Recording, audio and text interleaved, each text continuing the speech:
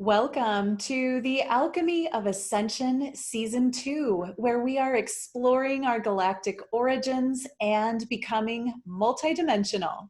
I'm your host, Waxela Sananda, and today I have a very special guest, Linda Starwolf.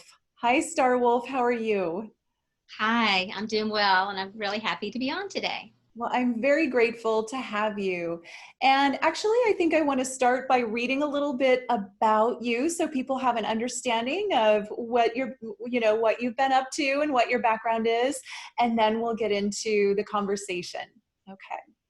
So, Linda Starwolf is a visionary teacher and shamanic guide. Starwolf is a nationally certified alcohol and drug counselor who draws from her personal experience of recovery from addiction. Star has written several books. She is the creator of Shamanic Breathwork, the co-creator of Shamanic Healing Initiatory Process, and the founder of Venus Rising Association for Transformation, a nonprofit organization, and founder and president of Venus Rising University for Shamanic Psychospiritual Studies. Starwolf is also the co-founder of the Shamanic Mystery Tours and takes spiritual seekers all over the world to explore sacred shamanic sites. Starwolf teaches people how to awaken to the bigger picture, embody their own inner visionary shaman, and step into a life of passionate purpose, and so much more. But that's a good place to start.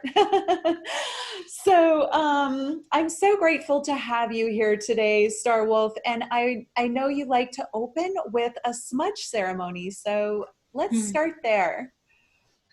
Okay, I'm just going to burn just a little bit of smudge. And this is some sage. And I like to do this just to kind of, as I say, clear the air and to clear the energies a little bit. There's so much going on in the world right now. And there's so much information and disinformation coming in that I'd like to clear that energy for all of us. So anyone tuning in right now can just smell the smoke etherically and feel it coming into your field, just as you would long distance Reiki or prayer. This is visible prayer. Just let it come to you and just waft to you and around your energy field, around your body. That anything that's there that's gotten connected to your energy in any way that you don't want there, just release it now into the smoke. And simultaneously, anything that you want to call in, that you love and that loves you from any dimension, any realm, be it human or angelic, spirit guides of any kind. And today especially, I'd like to call in my main spirit guide, which is Anubis. And we'll talk more about him later if you don't know who he is, but he is the ancient wolf of Egypt. And he is the way shower and the opener of the way for our hearts and our minds and our spirits to remember who it is we really are and where we come from the stars. Okay. Beautiful. I really felt that. And no, not, it's very synchronistic, but we did just speak of Anubis, and that's who I called in as well. So I feel really very present. Lovely. That, and I could feel, I feel that smoke and the clearing, and there is just so many layers and layers of energy that something like a smudge ceremony and burning some sage just kind of really does bring us back to self. So thank you for that. That's a great way to open. And it only takes a minute or two. I mean, you can have a beautiful long ceremony calling in all the directions, but every morning I start my morning with just a minute or two. And if I don't do it for some reason, I can feel it the rest of the day. So a simple practice like that makes all the difference in the world to help us bring ourselves back to ourselves and to let go what's not ours. Yeah, so for anyone watching that maybe isn't familiar with a smudge ceremony, would you share the process so that someone who maybe is like, oh, I felt that, I want to do that as a ritual, then they can go out and do it as well? Well, smudging is something that's done all around the world, and it's done in a lot of ways. In Bali, they do beautiful smudging several times a day, and I love it when I'm there. I feel like it's one of the most spiritual places I've been on the planet. Um, but the smudging that I do is I love to have just a regular shell. This one actually rolled up on the beach when I was in California. So it's a very much of a Venusian shell with the abalone energy around it. And I like to either use different combination of herbs, but I mainly just use the sage. And you can have just a little bit, or you can fill the whole thing up if you really want to really do a smudge bath and do it for quite a period of time. But a simple practice each morning is just to have a little bit of sage and to light it. Today I lit it with my lighter because I didn't have a candle here. But I usually light a candle. I like to light it with a match. That's just my way of doing it. And then to have the candle and then light the smudge from the candle. But if you just want to light it with a lighter, that's okay too. Whatever you do that makes it feel sacred for you. And then I have a beautiful deck here at my home that looks out over the mountains that I step out onto during the snow, the rain, the sunlight, whatever. But this can be done anywhere. It can be done in your home. It can be done in the bathroom while you're taking a bath. It can be done at any place. You can have a little altar where you stand and you smudge. But the smudging itself is just a way, and I like to use a feather, but you can certainly use your hand or fan. But I like to be close to nature. So I like to use a feather for air. I like to use the sage for the fire. And I like to use the shell for the water. And in this case, I'm the earth. Okay. And I'm bringing it to my earth. And I like to smudge because when I do, first of all, because it's a practice, like any practice, it immediately takes me where I need to go, just sitting in that practice. And like I said, it could be a couple of minutes or it could be 15 or 20 minutes. If you're like me and you're getting up in the morning, you've got a lot to do, unless it's a special ceremony, I'll just smudge sometimes my hand or a feather, light the sage, pass it around my energy field in my body. I call in the directions of the east, the south, the west, the north, above, below, within. I might call in the animals or colors, again, depending on the length you want to go into. I might do it out loud. I might do it silently. And it can take 2 or 3 minutes, or it can take 15 minutes. It's up to you. But at the end of that time, there's a feeling, a felt body feeling of things have been cleared out of your field. It's like shaking your rugs out or dusting your furniture or, just cleaning out the refrigerator, whatever it might be. There's a feeling there's more spaciousness. The scientists have now, they wanted to validate why so many cultures smudge. So the scientists have now done all this scientific research to show that, sure enough, things like sage and other herbs and plants and things that are burned in this way actually has something to do with clearing our energy field, meaning that when we smell it and it goes into our body and into our system and into our brains, that it actually affects our chemistry in a very positive way and actually builds the immune system. So there you have it. These ancient practices maybe didn't have the science, but they had the wisdom long ago before science came along to explain it to those of us who need to have it, a scientific explanation as to why we need to do things. I don't need that, but a lot of people do. And I do believe in science, so I'm not putting science down. I definitely believe in science. But I see that science, for me, is the modern way to explain shamanism and spirituality. Yeah, I love that. Thank you for sharing about that. And, I love to use sage before ceremonies. And because, I know sometimes I'm in a place like a home or an apartment where I'm not able to. It's a flower essence or, an essence water. that has sage, cedar, and sweetgrass, I think, in it. That in lieu of when I can't burn something, I spray that. Do you find that that's effective as well? Absolutely. It's like, you know, the homeopathic piece of it too. It's captured the essence of it. And I have those too. I have those sprays. And sometimes people in our groups, because we do a lot of smudging with our groups and ceremonies when we're doing our workshops and trainings and retreats. And there are some people who are highly allergic to smoke, period. I know that in general, I'm allergic to smoke. If I smell cigarette smoke or something, I get sick, I get a headache. For some reason, that's not true with this. But some people are sensitive to all smoke. And so we do have sprays for people that are just pure. There's not a lot of strong essential oils or anything. So it's just what you spoke about. Sometimes it'll have a little sage, a little sweetgrass, sometimes a little cedar, although that can bother people sometimes.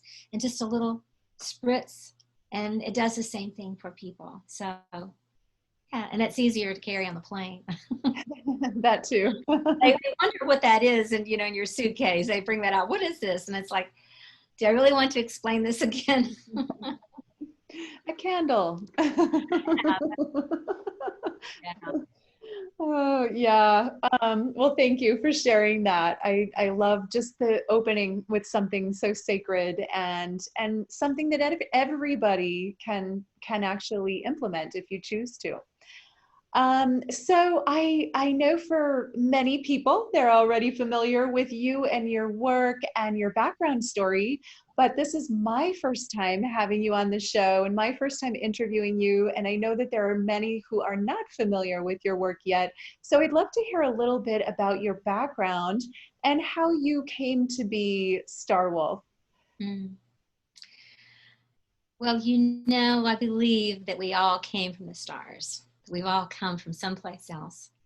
But we're here now. And this is our home while we're here. And this is a beautiful home that we have. But I do believe that I'm a star child. And you know, I don't think that's special. It's special because it's special that we came from the stars. But I do believe that some of us remember when we come in. We remember maybe a little sooner, a little quicker, maybe because of trauma that happens in our life, or maybe we're just born awake. I don't know what it is, but we remember a little sooner. So as a child, I was very awake to a lot of the same things now, except now I have a different language to explain it. And I had, thank goodness, a grandmother that I called Mammy Jones in the Western Kentucky where I grew up, who could see this in me. And you know, it often takes an elder, it takes someone who was a star child themselves, you know, and who went through some hard times with that and integrating that to recognize other beings who are like that and to kind of grab them by the scruff of the neck and protect them and help develop that instead of it getting squashed. Because sometimes parents, you know, the next generation, it seems like sometimes it skips a generation. It goes from the grandparent to the grandchild. And sometimes the parents are wanting to be more, quote, normal. So that was a little bit of the case for my mom, and I understand that. Any healing I've needed to do around, I've done that. My mom's 89. We're very close. But she didn't have the same view, if you will. And my grandmother was kind of what I've said in retrospect is that she was a renegade Baptist, fairy believing, Jesus loving, pagan shaman. And that's not the language she would have used. You know, she was Christian, but we simultaneously prayed to the fairies, the star beings, and Jesus all at the same time on her back porch at night under the stars on the farm. So that's how I grew up as an only child in nature, and very awake to the fairy realms, very awake to the other worlds, dreams that came true frequently, and those kinds of things. So that was there. And then at the same time, in a little small town in Western Kentucky, I never really totally fit in with people my age or in the school system. You know, I was just kind of the weird kid, you know. And I know now that weird, WYRDD, means, you know, wise, the weird. But at the time, that didn't feel good at school. So I felt like a split personality at school and things like that, or at Bible school, I felt weird. And at home, in the garden, with the animals, with my grandmother, I felt normal and under the stars. So that was most of my childhood until I was 12. And that was forming me and informing me. And my grandmother was cultivating that with me. We told dreams every morning. We, talked about our visions together, things like that, things that seemed very natural to me.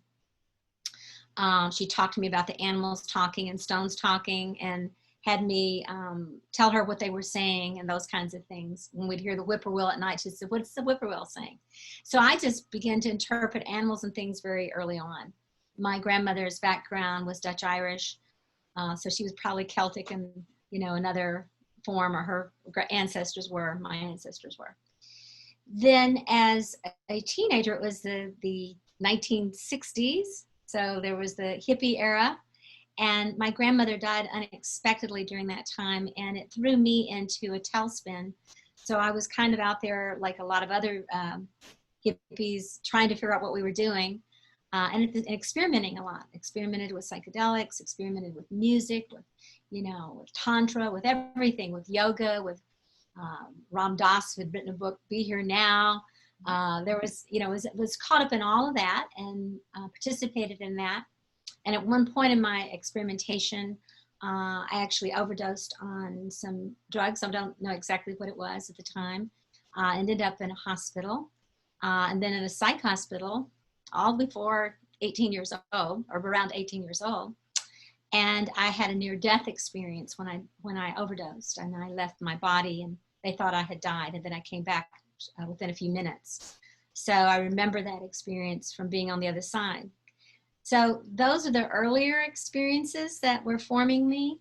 During this time, there were all kinds of books coming out about reincarnation, and it was like the dam had broken, and everything from the psychedelic world and the mystical world was coming through the floodgates in the 60s and 70s, and I was a natural sponge. I also went to university at that time to become a social worker. I went to work in the mental health system, which was they had just released people out of mental institutions and brought them into society, and were putting them back in society. So I was a part of that movement, working with the so-called chronic mentally ill. I'd had my own breakdown earlier, as I said. I had my own recovery from drugs and alcohol, which led me into the addictions field. It's like everything I went through led me to the next thing. The mental things led me to mental health. The addiction led me to recovery and the addictions field, where I became a specialist. And I would say, the best way to become a specialist is to go through it yourself and come out the other side. Not recommended necessarily, but just telling you that may be the best way to fully understand it, is to stand under it and to understand it from within. And I realized in my early 30s that I was a mystic. I realized that. I started studying with a woman named Jacqueline Small, and she was a mystic. She's 88 now, I believe. And she was a breathwork teacher, along with holotropic breathwork and integrated breathwork with Stan Groff. And I started doing breathwork. I started working with Native people, going into sweat lodges and things. And I took my spirituality from more like up and out mysticism and chakras and Course in Miracles and all of that, meditation and prayer. And I found a way to start grounding it, because I only had half the equation. And the grounding piece was to come back to the earth, because I was leaving. And now I realize that for me, true ascension is embodied spirituality and being present in all the worlds, including the human life that I have that is so precious. So that's been my journey since then, to speed it up now for the last 30 years, 35 years or so, is my journey has been the shamanic path of psycho-spiritual consciousness, and how to bring awareness and attention to which dimensions and realities are calling us, and being able to live in all of those without being schizophrenic and being in a mental hospital, and to understand that this is our evolution. This is our, at least mine, my natural evolution is to be aware of all the dimensions and being able to open the door to any of those that I choose without substances. I've done plant medicine, but I don't do anything like that. The only substance is my breath and my love and my heart and my willingness to journey for wholeness for myself and for others. So that's how I came to be where I am today as a shamanic consciousness teacher. And the only other piece I would like to add with special recognition is that in the middle of my journey, I met Grandmother Twyla, the Seneca Wolf Clan grandmother, who gave me my name, who recognized me. And it turns out her birthday was 3 days different than my original grandmother. They would have been exactly the same age. And when I lost her at 12 from this world, I feel like I regained her because she was very much like Grandmother Twyla. And they both saw me, recognized me, and helped me ground and become who it is I truly am. Wow, beautiful. Thank you for sharing that. I really felt like I was on that journey with you. And wow, what a gift to have your grandmother nurture your gifts from such a young age. I think if we all had that, what kind of society we could have. What a blessing. And then that just opened you up for everything else that was to come. And I wanted to talk about a little deeper into, and I hold the same belief about ascension. I oftentimes will say it's inscension. It's bringing more of our presence into the body so that we can be more present in this world.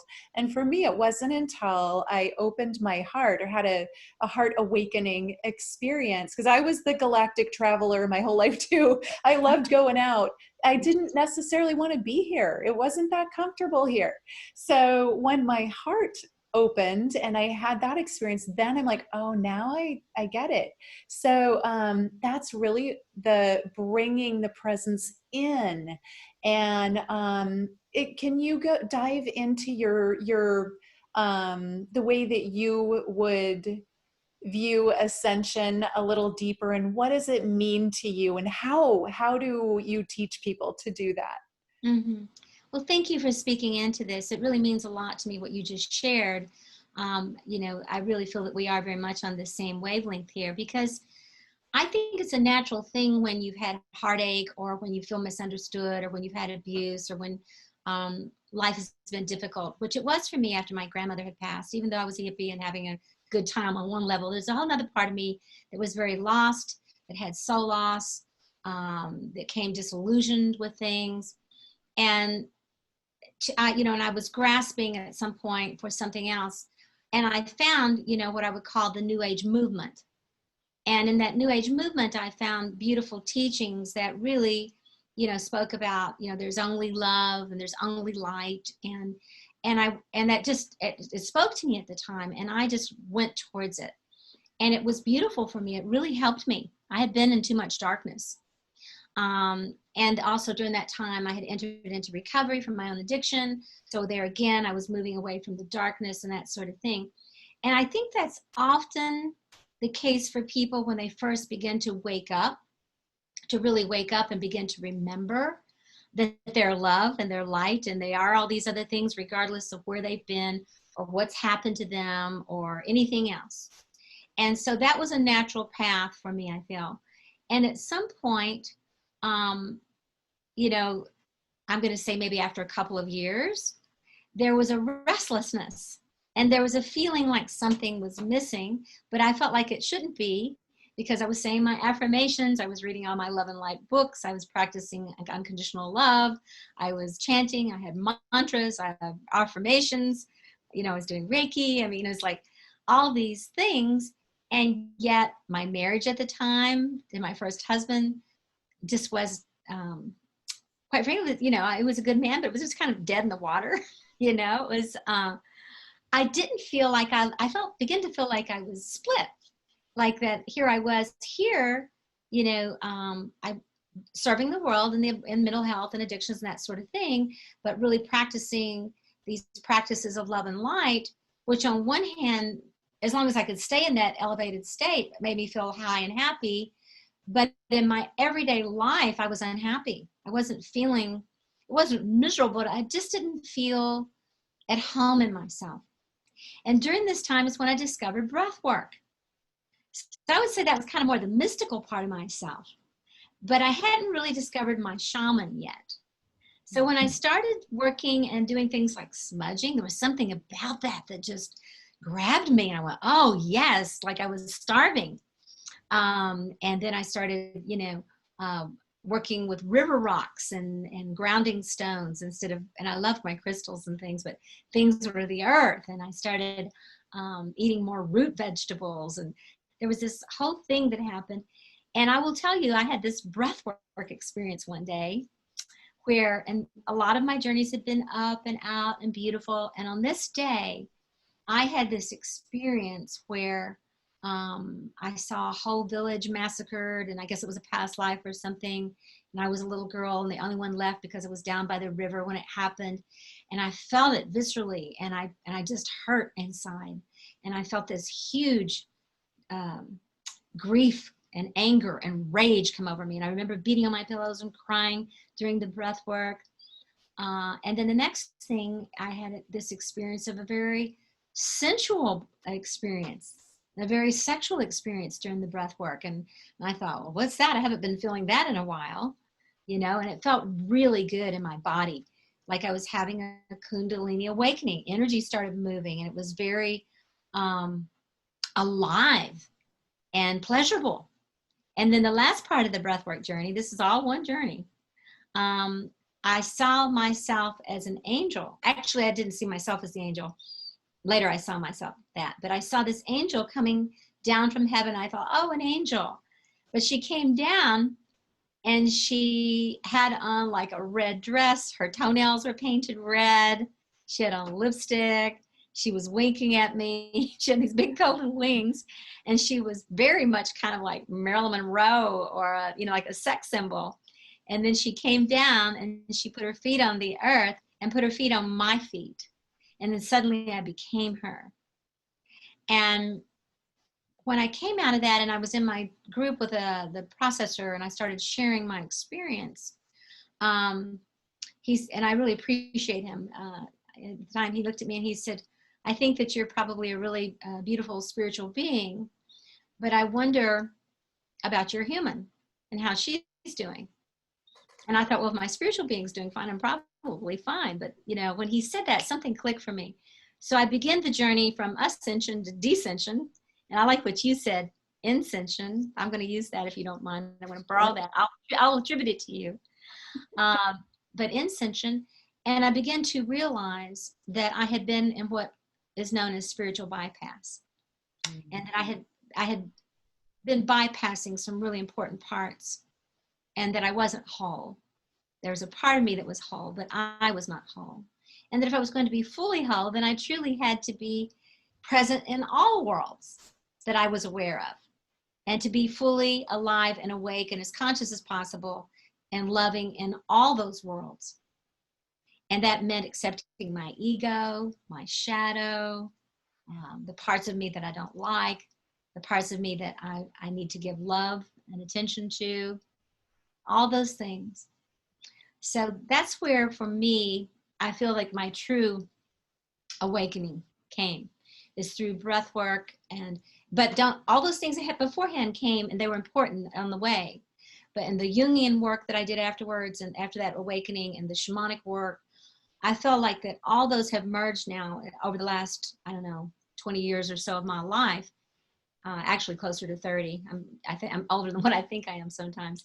But in the past 30 years, all of those things have really integrated into my life and have been the path that I walk, and have made me feel whole, even when I don't feel that way, to understand and love myself. And I think it's made me more loving and accessible to others. And I feel that the teachings that I have are, while highly spiritual, are deeply shamanic and practical for people.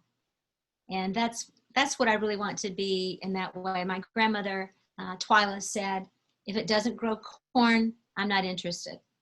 Corn is what grows and feeds the people. If it doesn't grow corn and feed people, nourish and give nutrition to people for their lives here, I'm not interested in what your astrology sign is or anything else. If it does, then I'm interested in everything else. But if not, I'm not. So that's really, I don't know if that answered your question, but that's really my path, and that's really my embodiment, and that is the core of my teachings of what I teach about ascension, is that it is all of it, every world. To be ascended, to be an ascended master doesn't mean you live somewhere else. It means you're able to live in all realms and see the sacredness of all of them. Nothing's created by accident. None of us are here by accident. Yeah. Oh, I love that. And it is, I think it's very true that the more we ascend our presence or frequency or whatever you want to call it, our being in our bodies, the more in our bodies we can interact with these other worlds, these other dimensions of reality. And I think the more accessible they become, at least that's been my experience, where I don't feel the need to go up and out. I just go in and open. Beautiful, beautiful. And I think breath work for me too has had a huge impact on my opening, for sure. So I'd love to hear about, I know breathwork's such an important part of what you do, and we are going to get into a guided breathwork, which I'm so excited about. But I heard someone say one time, I can't remember who it was, but it made so much sense, that breath work is like a one session of breath work could be the equivalent of 10 years of talk therapy when it's powerful breath work. And is that what, I mean, you've had both sides of it. So would you relate to that statement? Well, I said that many years ago because I had, I was a therapist, and I also went to therapy for different things for myself and counseling. I was very immersed in the psychological field and in the mental health and addictions field, for many, many, many years, starting, like at age 20. And so I appreciate those fields still very much. And my first breath work completely blew me wide open. And the next 4 or 5 breath works I had started really putting me back together. And when it put me back together, for me, that was a shamanic initiation, to blow me wide open, to be in 1,000 pieces. And then continuing to do the breath works brought me back together. Within a year of doing breath work sessions, I was truly a different person, truly a different person. I actually think from the first breath work, I was a different person, but it took me a year to put it back together and to continue to explore all the parts and all the things that had been revealed, because the veils are lifted with breath work. When you do psychedelics, and I did psychedelics, it can be lifted. Sometimes it can be lifted too soon. And there is psychedelic therapy out there. And I think that, I know a lot of people who've had psychedelic therapy that's helped them. But I also know people from psychedelics who've been completely blown out, including myself. And so I'm hesitant and I'm cautious. I'm not against, but I'm hesitant and I'm cautious. And for me, if we can activate our own inner healer and our own, it's just like if we can activate in our immune system ourselves, maybe through some supplements and things like that, but also through the way we eat and the way, if we can build our inner immune system, without having to have a lot of antibiotics or go to the, doctors all the time and that sort of thing. I'm wondering, can we not also access the psychedelics that live within our body? Because we have those within us. We have natural substances that are akin to all the plants that we, in our DNA, all of the psychoactive psychedelics that are out there, they can find traces of it within us, within the minerals within us, within the DNA within us, within the brain. the brain creates a DMT molecule, so what if we just found how to flip the switch of our own natural inner journeyer? Because obviously we're supposed to journey. Mm-hmm. Obviously we're supposed to explore who it is that we are, instead of just saying, somebody else to tell me who I am, or that sort of thing, or just kind of stay in our head trying to figure it out. Really, the best way to find out who we are is to get out of our head and get into our body, and to breathe and let those chemicals go through our body that are natural within us, that belong to us. And perhaps it would dose us in just the right microdoses to open up the portals and not take us too far into some sort of nervous or, some sort of breakdown, but maybe to a breakthrough. Mm-hmm. And I do believe there's a breakdown before a breakthrough, but I don't think we have to be blown out to break through, And early in the 60s and the 70s, a lot of people felt like you had to be blown out. And a lot of people got blew out, like Janis Joplin and Jimi Hendrix and, many really way showers, Jim Morrison, who were all shamans, and maybe they were showing us that we needed to wake up and we need a radical change, but maybe they also showed us how not to do it, parts of it, and that there was a way to do it, that we could find another way. And so we're needed here on this planet at this time, and we need a much bigger consciousness than the operative consciousness on this planet that's in charge. And that's going to take masses of people, critical masses of people, to awaken. And when critical mass happens, then the rest will just naturally happen. That's the way it always works on this planet. When critical mass happens. And critical mass is not the majority at all. It's not. And so for me, this is a time where I think we need to find the resources within ourselves and within each other. Yeah.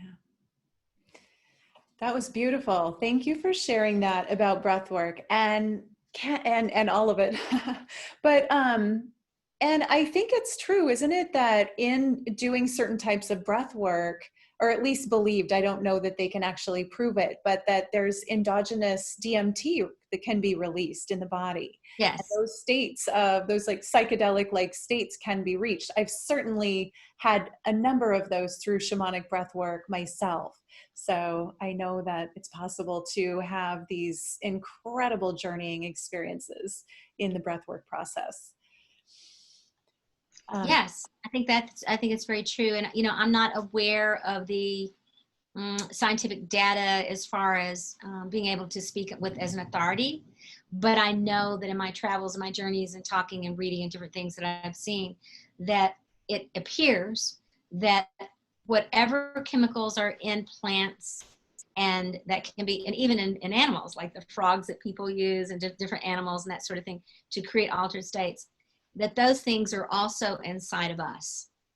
And that when we have those triggered, primarily through things like cleansing, fasting, breathing, meditation, chanting, those kinds of things. For me, the breath has been the biggest activator. Having been one who's done psychedelics, doing the breath, I have come out of a breath work and been altered sometimes, for quite a few hours before I could really fully come back.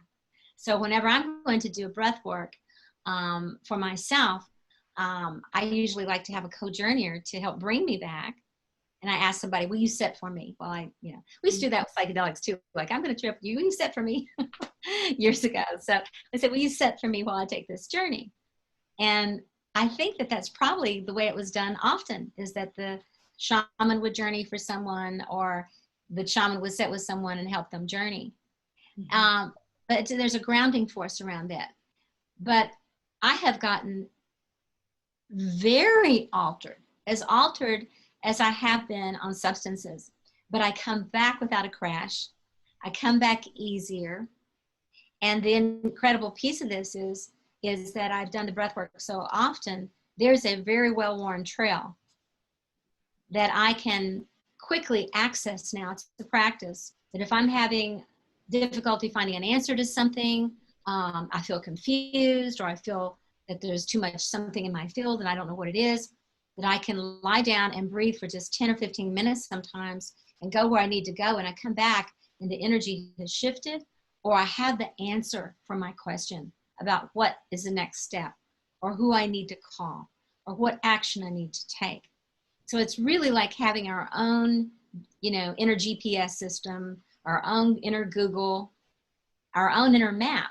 And that's why I frequently say it's important to awaken the shaman within. Mm-hmm. Yes. And that is so true, that we all have that access. We just have to, like anything, you have to learn how to use it and how to tap into it. Whether it's meditation, which I do, for many, many years, twice a day before I get out of bed and before I go to sleep at night. I am not, like you said, with the sage, I'm not the same without my meditation, it's just not the same. And the breath work and sun gazing is something I do as well. When you were describing sage, that you do that every morning, or smudging, I do that with the sun. And for me, the way you were describing how it just cleanses you and clears your energy field, I get that from sun gazing every morning. I feel like it just, and I'm in Florida, so fortunately, almost every morning we have sun. But I feel like it just clears my field and sets me up for clarity every day. Beautiful. Yes. Yeah, so there are many natural ways to do it.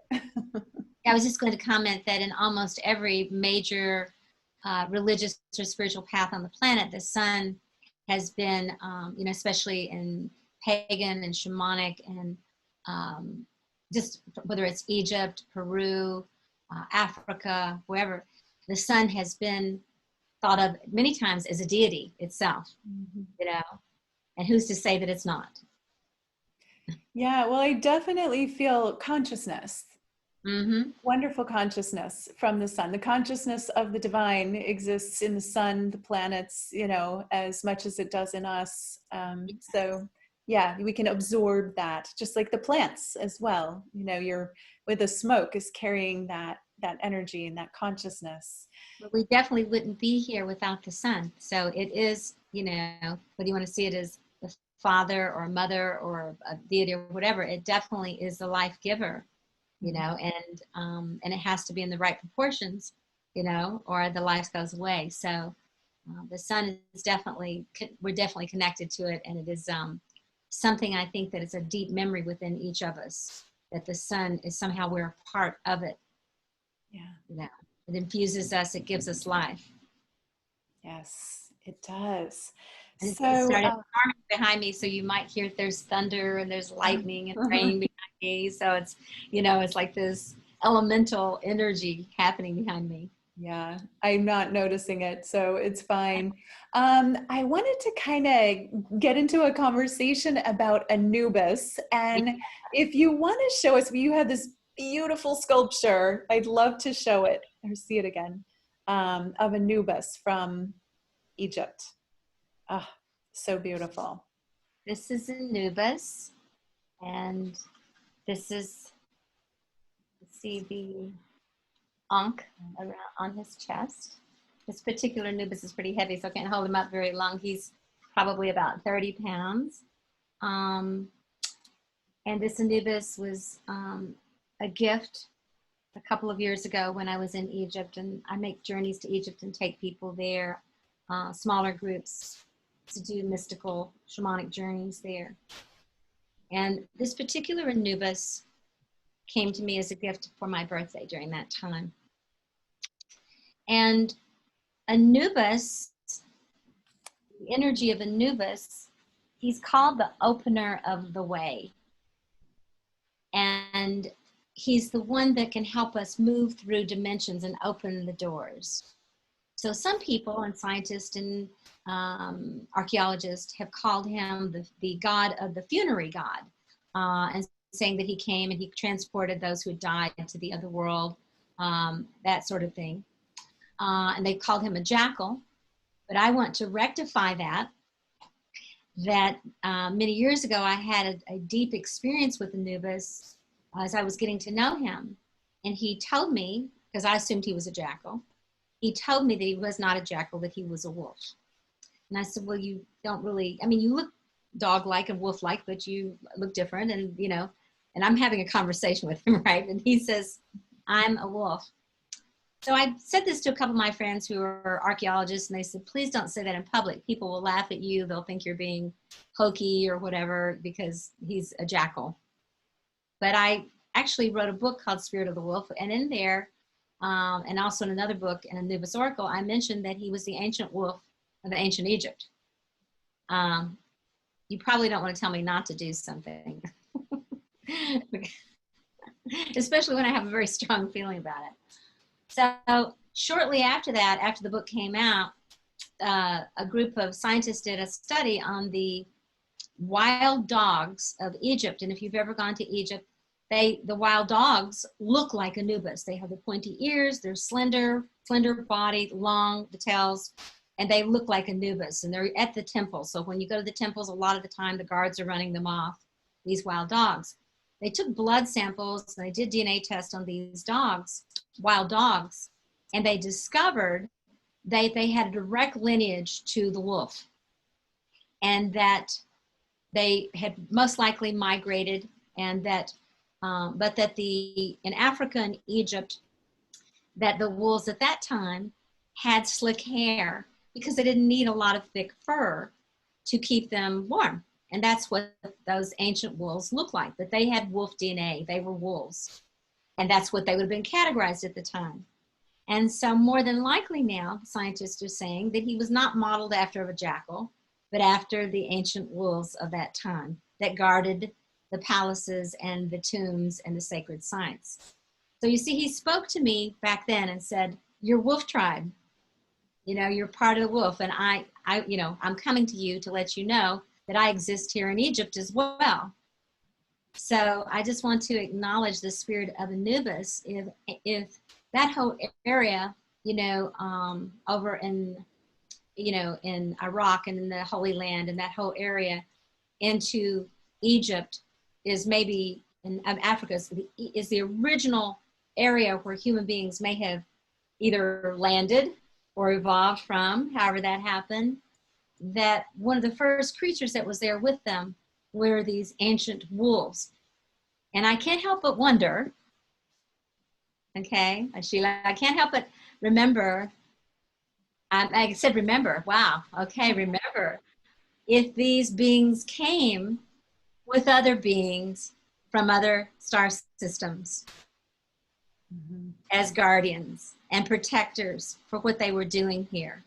As part of, it's just, whether it's true or not, it's part of my mythology at this point, that the wolves did not originate from here, and the Anubis, which was maybe the, what would you say, the alpha wolf, that Anubis originated from the other star system. And the star system that he has spoken to me about has been Sirius. And it's lightning.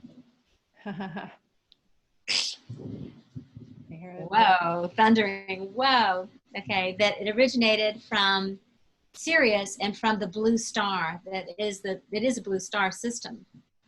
And the mysteries. And then I tied it back to, after I found this out, I love all the way the dots line up, to Grandmother Twyla saying that the original wolves, or the wolf clan, came from the dog star, what she called the wolf star from Sirius. Mm-hmm. So I had chills all over my body. Grandmother Twyla had already left the planet at this point when I was in Egypt. But it was like I felt like the Da Vinci Code. I felt like I was putting together all the clues of my lineage. And Anubis is definitely the walker between the worlds. So rather than being a funerary god, yes, of course he would be there to help you leave this world and walk you to the other. But if he's the opener of the way, and if he's the one that travels between the stars and the earth and the dimensions, then he really is that embodiment of this ascension that you're speaking about in every dimension. And he, they say that, quote, all dogs came from wolves, all dogs. All dogs came from wolves. And we call dogs are man's best friend or woman's best friend. They're humans' best friend, which means that wolves are humans' best friends and not to be feared. They're here to guide us on our path. So that's a teaching from the wolf clan. And how it relates with Anubis for me is that he is now, as the wolf, the ancient wolf of Egypt, and connected to the blue star mysteries that I embody and that are part of my teachings and part of my lineage. He is the main guide for me now to open the doors for me to go into breath work, for me to travel between the dimensions, and to walk upon this earth and have my heightened senses aware. Yeah, great story. Yeah, and I have a similar experience of Anubis and what I would call the Anubis beings, because they don't have another name, but there are more than one Anubis being. They're a race, from what I've experienced, and that they are ascension guides, and that they make themselves available to us, to humans who want to work with them, to help us in our own ascension journey. So that's, part of I didn't know that they were a race or any of that until less than a year ago, when they started showing up and teaching me during my dream meditation. So powerful beings, and very loving and of service to us. So I would encourage people to call on Anubis. And you've also made a deck of cards, the Anubis Oracle cards. Yes. And so people can get those as well, and play play in the realm of Anubis. Absolutely. There's the Anubis Oracle, and there's the Shamanic Mysteries of Egypt, and there's the Shamanic Egyptian astrology, and all of those, Anubis has a very strong role, obviously, especially with the Anubis Oracle deck. Yeah. All of those can be found on Amazon, so that's the best way to order them. Yeah. Great. Okay, and now it's time, if you're ready, to have you guide us in a breathwork journey. What I would like to do is I'm going to put on just only about 10 minutes worth of music, but during this musical journey, I'll say a couple of things in the beginning, and then I'm going to completely back off and just let some of the music play, because I want people to practice breathing, and I'm going to show people how to do that in just a moment, but how to breathe for a few moments. And we're going to call upon Anubis to open the way for us, if you'd like. And if you feel more comfortable calling on something else out there, that's fine. Whatever, I always say, whatever gets you through the night, whatever your spirit guides are, whatever your helpers are. But the main reason that we're calling on this and energy to open the way and open the door is that, I know that you share this, and, many of the viewers do as well, that this is a time for ascension. This is a time for ascension. This is a time to embody who it is we came here to be, and to open the doors and have access to so many parts of ourselves, so we can have the help that we need, so that we can clear out the wreckage of the past, and not only ours, but our lineages and our ancestors. And, ancestors help, but remember, ancestors also have their stuff. So whatever we have inherited, the light, the dark, from everyone, and the lessons we've learned, this is an opportunity for you during the breath work to call in and to activate, if you will, your inner guidance, your inner star, your inner Anubis, whatever it is for you, to open the way for you, so that you can begin to show up more fully for yourself, more embodied, more present, more in alignment with your sacred purpose at this time, especially now. And what's your role as a guide? How are you to be Anubis for someone else, perhaps? How are you to bring these mysteries? So what I will do is I'll put on some music, and I'll say a few words in the beginning, and then people will just journey for a few moments on their own, and then we'll come back. How does that sound? Okay, so I want to invite people to close their eyes, to sit back comfortably. If you happen to be driving, keep your eyes open, but hopefully you're in a place where you can sit and just relax. Let yourself be comfortable. And begin with doing some breathing gently first. into your heart. Breathe in through your nose. Full breath. All the way, send the breath into your heart. And then exhale fully.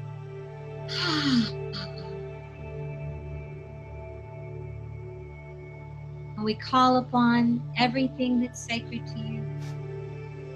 Call upon the power of the sun to protect and cleanse you.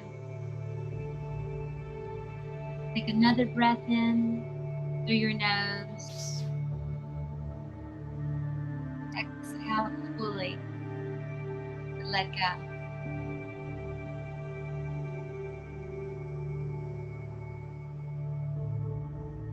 We call upon Anubis, Wayshower, Pathfinder, Guardian of the Moon Star Mysteries, Walker between the worlds, Ancient Wolf,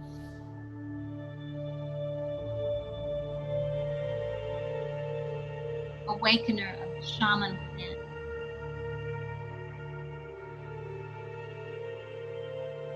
connecting those who follow the path of the heart-mind.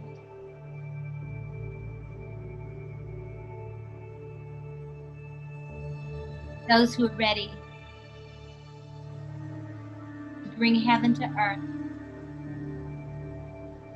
and create a sacred union in all dimensions.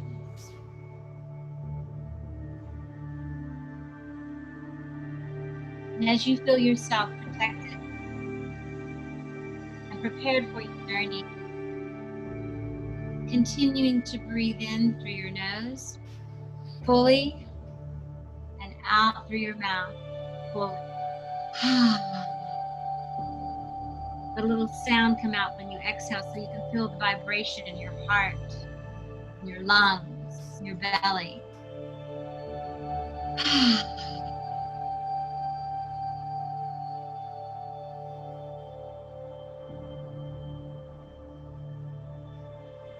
And now speed your breath up a little bit. As if you were riding a bicycle, pedaling. Breathing in, breathing out. Breathing in, breathing out. We call it connected breathing. Connecting each breath to the other. The inhaling and the exhaling, connecting back to the next inhalation. And I like to say to others, breathe until you're surprised. You're no longer thinking about it. And as your journey, at any time, if you need to breathe again and to start breathing again, just pick it up and start breathing again. You get to modulate this breath. Do it like you're dancing. Breathing in, breathing out. Breathing in, breathing out. Fully opening yourself to all the levels of consciousness that you are. Inviting them for different aspects to make themselves known, to share their message and guidance, their healing transformation, and their presence. Breathing.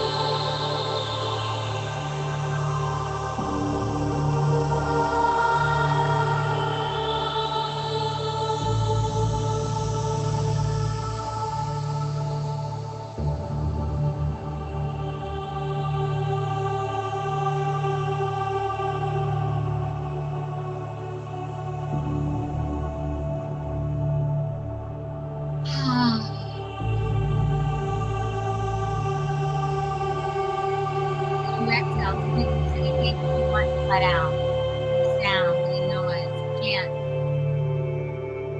words that you may not even know the meaning of.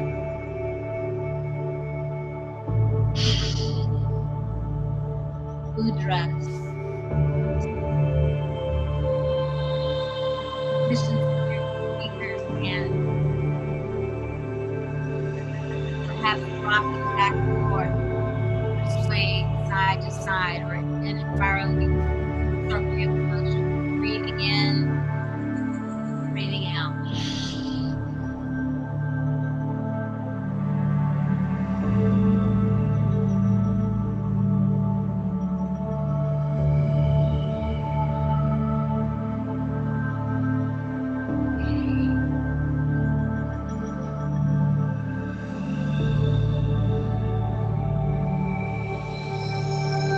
Paying attention to the sensations,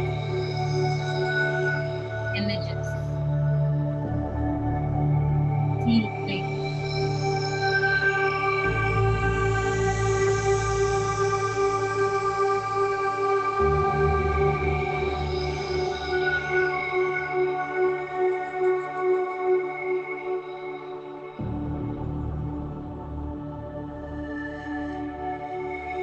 What's the message behind the journey?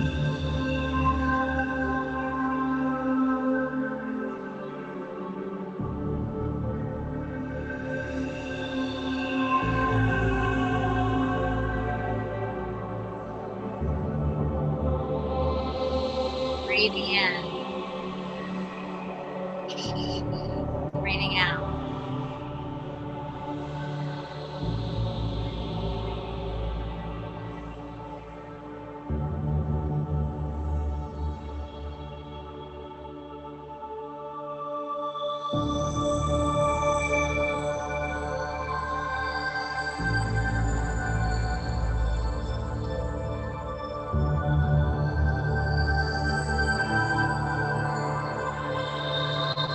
Connecting with your own star system, perhaps your own personal star.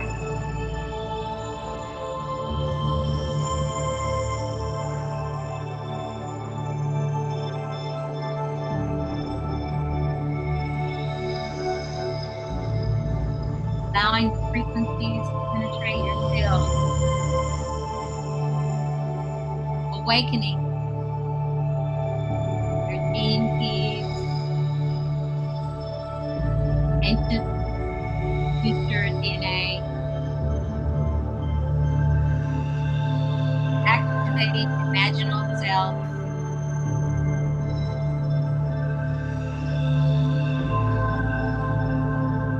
expanding your heart wide as the sun.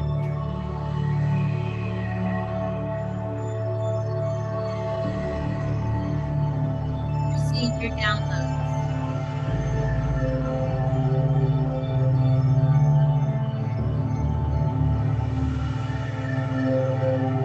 What is supposed to live within your skin, your body, manifests here on this beautiful planet.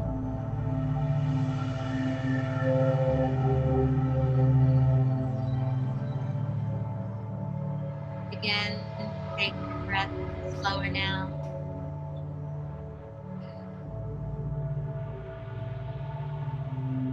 Very slowly. Returning, thanking Anubis.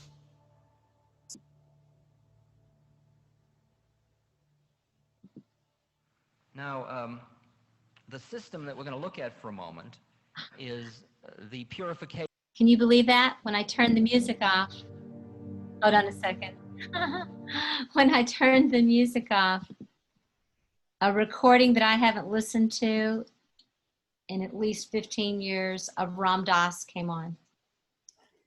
Wow. And most of you who know Ram Dass passed to the other side last year. And he was also a teacher, and I knew him. And he came on. And I mean, he was with me in the 60s, and I just spoke about him today, which I don't always do. And I feel like he just spoke to us from the other side of that dimension, which he would totally talk about embodying spirituality and consciousness here on this plane. But he absolutely lived in the stars. There's no doubt about it. And I just feel like that was a special blessing for everybody that was on here, that he came on and said whatever it was he said. I didn't even hear exactly, but he came on. And I think it was something about purification. I'm not sure. I think he said something about purification. Yeah, we're going to have to go back and listen to that. I heard his voice, but I wasn't cognizant of what he was actually saying. I thought I was hearing voices in my head, and, like I do sometimes, my guides. And then it was like, oh, and, he was such an outer guide for me in the outer life. And before my late husband passed away 6 years ago in August, just about a month before, he and Brad had a long Skype session together for about an hour. And he helped Brad really come into peace with leaving the planet. So, yeah, that's pretty cool. Wow, that was cool. And you mentioned his book at the very beginning, Be Here Now, which I also have that book. So, yeah. That was the original. That was the original hippie yoga, Bible. I think that year it sold more books than any other book in the world. Yeah, such a good book. Anybody that doesn't have that has to check it out. Yes, that was beautiful. I have to be careful when I'm interviewing and I do these journeys, because those pathways are very well worn for me as well, and I will just go, so I like grab my chair and remind myself, don't go too far, because I have to pull your parachute. That was beautiful. I really enjoyed that journey, and I was certainly feeling the interdimensional experience. And we have a Facebook page that will go along with this. So anyone watching, please go into the Facebook page and let us know how that journey was for you, what you experienced. What did Ram Dass tell you? Or Anubis? Ram Dass say? Or any other guidance or whatever you received. It's always nice to hear feedback on what everybody's experience was like. And then we'll chime in. Oh, I see you have a kitty joining us now too. She's stayed out of my lap way too long. She's like irritated. She's like, I am going to sit in your lap. I'm like, okay. Yes, they like to be a part of this. I have to close my door. They'll be walking all over my desk while I'm doing these interviews. But yes, we want to hear in the Facebook group how it was for everyone. And also, we want to talk about your free gift. Star Wolf, you are gifting everyone a Kundalini Shakti breathing journey in video format. Would you tell us about that? Well, I hopefully everyone knows what Kundalini is, but the music and the energy of this will help awaken all those centers, and will, be prepared to be in an altered state. Again, like you said, make some room for it. This is probably not what you want to do right before you go out and drive a car. We're giving you things that are moving you into altered states, so you don't have to be pulled over and say, honestly, officer, I was just breathing. But these are designed and they are put together in a way to activate the different Kundalini centers and to awaken the chakras, so that you can have an altered state experience safely without having to ingest anything. And so most people have altered states experiences all the time listening to music, love music, classical music. So this is just put together in a way to really open up that galactic part of yourself, and to open up your the lower and the higher chakras, and open your heart, and to take you on a journey. So, and it will activate the Kundalini energy, which is life force, which is your life force, your creativity, and your the ability to be a visionary, but to also bring it to earth and ground it in your body, to be passionate. Beautiful. Thank you for that, Star Wolf. Thank you for all of this. This has been a lovely conversation. The time flies when we do this. So we're at the end of our time, but it has been such a blessing. And I've really enjoyed absolutely everything that you shared. And thank you for your generosity and giving us that journey and also the free gift. I will have a link on your speaker page. And also in the email attached to today's video. So everyone be sure and grab that free gift so you can do more of this work. And if you're in a place where maybe you couldn't go as deep during this journey, you can set yourself up to go as deep and as far as you want and as many times as you want. So I highly recommend getting Star Wolf's Kundalini, what was it called? Kundalini Shakti breathing journey. Yes. All right. Well, with that, we're going to close. So again, thank you so much. I appreciate you so much, Star Wolf. Just, you're such a beautiful spirit. And I just love everything you shared with us today. Well, thank you. I really enjoyed being on the program. And I think that what you're doing is beautiful and it's so needed right now. And thank you. You're welcome. And to everyone watching, I appreciate you watching. I appreciate your presence so much. And the reason I do this is to help everyone know that we are all on this journey together, ascending together, helping each other, and we don't have to go it alone anymore. We are a big community of light, and I just love that we get to share this experience and this journey as a community. So thank you for being part of the community, and have a beautiful rest of your day wherever you are, and namaste. Namaste.